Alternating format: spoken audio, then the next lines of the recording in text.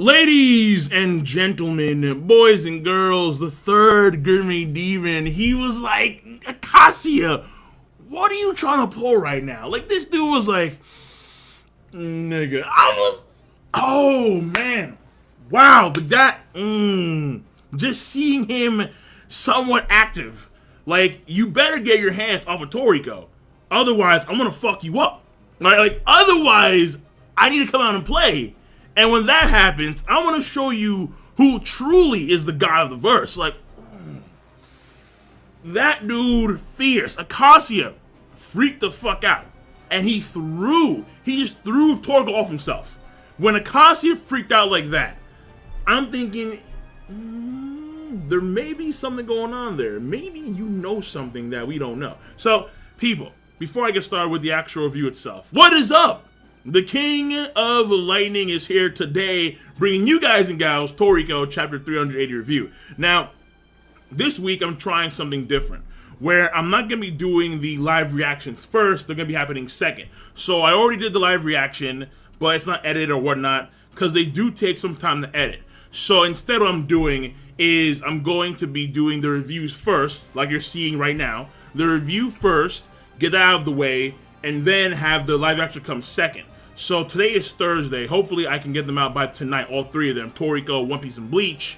And then I can focus Friday and Saturday to doing my live reactions. So that's what I'm aiming for. We'll see how it goes this week, and it's probably a better system given the way I do my live reactions as of late, where they use a lot more clips, they use a lot more video footage, and so it becomes fairly tedious to try and get them out as soon as possible, where if I can do the reviews fairly easily by just sitting down, editing the video minorly, and then they're out there, then, I mean, that's easier for me to just, do immediately. Whereas the live reactions, to do them immediately is a lot more difficult. So we'll see how it rolls for the next few days. So, people, this chapter Toriko. Whew, man, we have some stuff to talk about. Oh boy.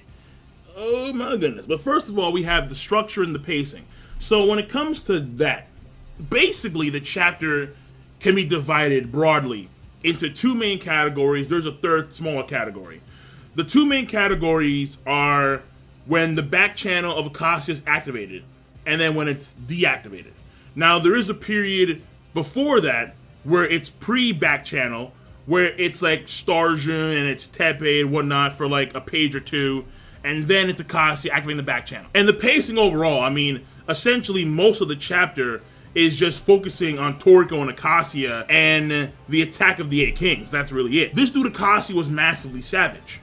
He grabs Toriko by the hair and like bends him. He bends him over his arm that's in his neck.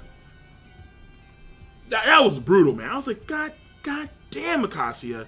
Like, this dude absolutely bloodthirsty. Like, he bathes in the body parts of infants. I'm like, good lord, man. All right, fact of the matter here is that when it comes to that standpoint of structure and pacing, nothing too crazy, simple structure, and pacing-wise, compared to what we normally get in Toriko, as of late, it's not that fast. Now, when it comes to the story progression, huge event here.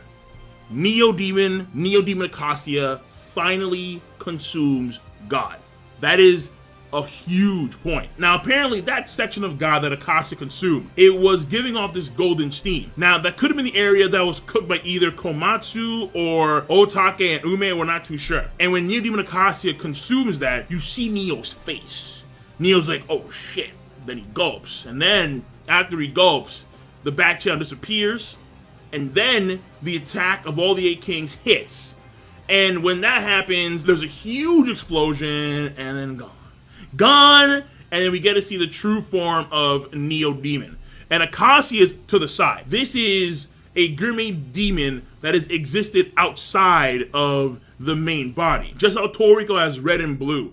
They're outside of his body a lot of times, especially blue. Well, in this case, it's happening here as well. The fact of the matter is that he's out, and he is extraordinarily powerful. Extraordinarily powerful. Now, it's to be expected, but it's still fucking scary, given how powerful the 8 Kings are, in of themselves, and seeing what Neo Demon is doing to them. Bambina! Heracles! And Heracles is fucking immortal! How is that gonna work? shit, man. The Haraks are immortal. Now, we do see that if you can attack their gourmet cells directly, they get scars and whatnot, but I would assume most of the damage recovers. So, I mean, is there going to be like an Elg effect where we're going to see like multiple... Are we going to see multiple Heracleses? Oh, damn.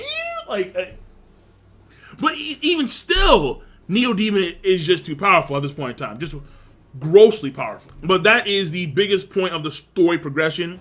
Now, there is, of course, that little snippet of the third Gourmet Demon, where we've seen it before in the past, I believe, when it comes to blue, when it comes to red.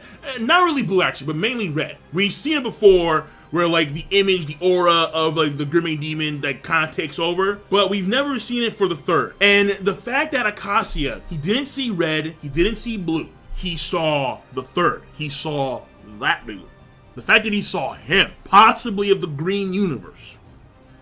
Now, this may be because Neo Demon Acacia, or in this case, Neo Demon, and that third Gourmet Demon, they probably come from the same universe. Therefore, there may have been some type of like syncing there, and he saw that demon as opposed to the other two demons. And you have to wonder, why the fuck did Acacia freak out? Now, there is a chance that he does know something pertaining to the third Gourmet Demon, like Toriko. Maybe not him per se, but Neo Demon itself. There could be something going on there. Because this guy, he must have some crazy lore. He must have some crazy history. Like, if Don Slime was, like, the former king of the universe, this guy must have been, like, the former king of, like, another universe. Or something like that. Or maybe he was, like, the overlord of all universes. Like, bro, please let me see him do something. I'm just hyped. Like, that dude got me seriously hyped. Like, you'll see my live reaction. This dude got me seriously fucking hyped. I'm like, yes, fuck yeah, here we go. I'm ready. He didn't do shit. I'm like, fuck, but still. What I did notice as well was when Toriko gets flung to the side by Acacia, Toriko did state previously that he had every intention of making Neo Demon the meat dish. Now that Acacia has evolved, he's gone even further beyond. The meat sounds weird. Yeah. I mean, Toriko don't roll that way since Toriko has a wife. He's engaged, I should say, to Rin. So Rin's getting all of Toriko's meat, and then some, obviously. Fact of the matter is that he senses immense flavor when it comes to Neo Demon. And now that Acacia has evolved even further because of Neo Demon, there is a very strong case here that Toriko will consume the hand that he has. He may consume Acacia's own arm of the evolved Acacia, revive himself, power up in that fashion. And because he's eating something from the third universe, or the place where Neo Demon's from, this may satiate the third Gourmet Demon.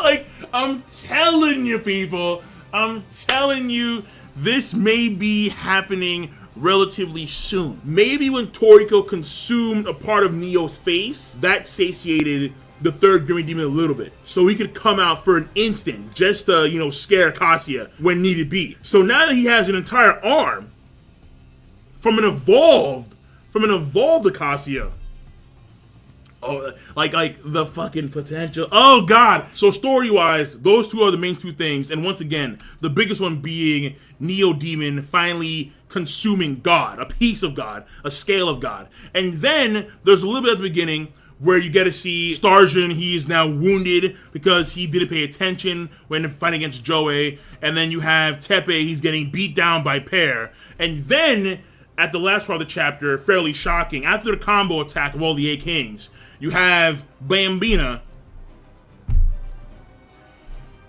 I really don't want Bambina to die. I like Bambina. The dude is hilarious, and I would hate to see him go. I really would.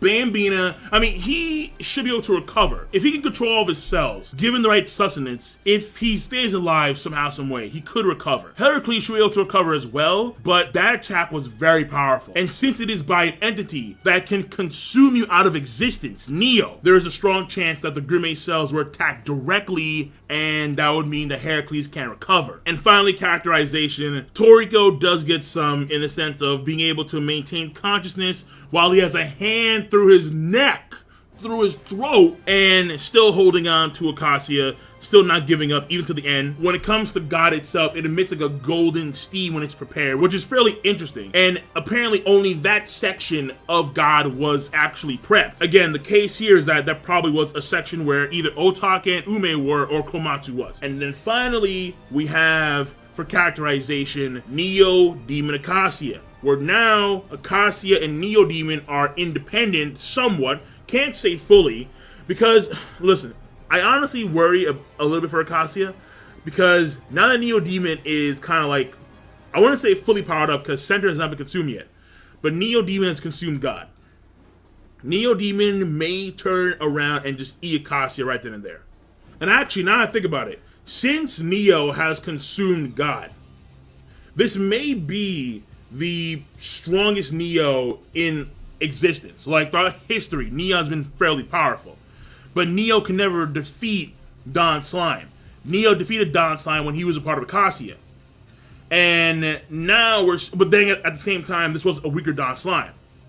However, after seeing the way Neo Demon just erased all of the attacks, like the 8 Kings comboed, even Whale King Moon did a breath attack. And Whale King Moon, he's the pinnacle of the 8 Kings, and normally he's sucking in shit. He actually fired a wave. Not even that could withstand just the sheer might of Neo. From the way it looks, that explosion, it wasn't even in full bloom. That explosion, I'm guessing, could destroy the Earth several times over. And it was just gone.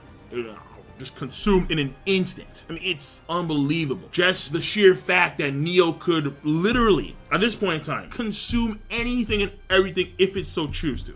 So we're not at endgame yet, because Center has yet to be consumed, but Center will be consumed. In fact, the Blue Nitro Center is already there with Center. So it could be coming relatively soon for Neo. When he consumes Center, he will reach that stage, and then he will consume the planet itself. But beforehand, the Blue Nitro are gonna try and trap him in that can. But when it comes from his appearance, the dude looks fucking weird. It's like his entire body is like a pectoral muscle. I'm like, what the fuck is it? He has arms, he has legs. But the torso area, that's what I mean. The torso area looks like pure pectoral muscle. It just goes down. He has a freaky look, but the face is horrifying. Honestly, it's scary as shit. Like, it's a face of, yeah, you know what? I'm not gonna fuck with this guy, ever. Bambina, when he did his attack, this I found really strange. For Bambina and Mother Snake, everyone was doing breath attack to the exception of Mother Snake, Bambina, and then possibly Guinness. When you see the attacks merging together, you see the Mother Snake tongue is fairly large, and then you see something like dart in the middle. Now, I thought that it was Bambina when I did my live reaction, but now I'm thinking it could have been Guinness, because the way the pages were structured, Bambina was already there, like he was already there above Neo Demon going like this for a sledgehammer. And then we see a streak go in there in the middle, and that probably may have been Guinness, because Guinness is not that large compared to Heracles or Skydeer. Bambina, who's human size, and Guinness, who's large, but he's not like as large as them. So that dart that was going to the middle of that like attack stream, that could have been and probably was Guinness. Either way, fact of the matter here is that they converge the attacks, and I'm like, Bambina, Mother Snake, why? But seeing how Neo Demon handled Bambina, where Bambina then started to do the energy attacks, and he was consuming them all in a heartbeat, just boom, boom, boom, boom, consume, consume, consume. I was like, dude, just, whoa, like he's crazy powerful. And again, the fact that him and Acacia are acting independent of each other is also part of the combat scheme as well. We see it in Toriko and his demon, so the same thing would apply for Acacia and Neo Demon as well. And also Acacia has restored his right hand that he lost. So that's it, I'm done. King of Lightning, rate the video, comment, and subscribe as always. The chapter rating overall is going to be... This is going to be a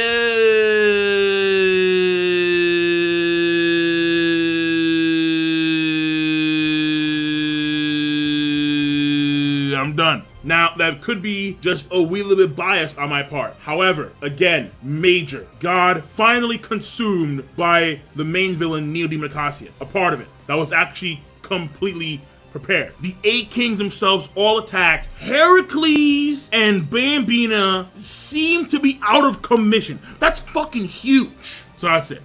Yo, deal with it. So, once again, rate the video, comment, and subscribe. Do whatever the fuck you do whatever you want to do. Peace. Have a nice goddamn day.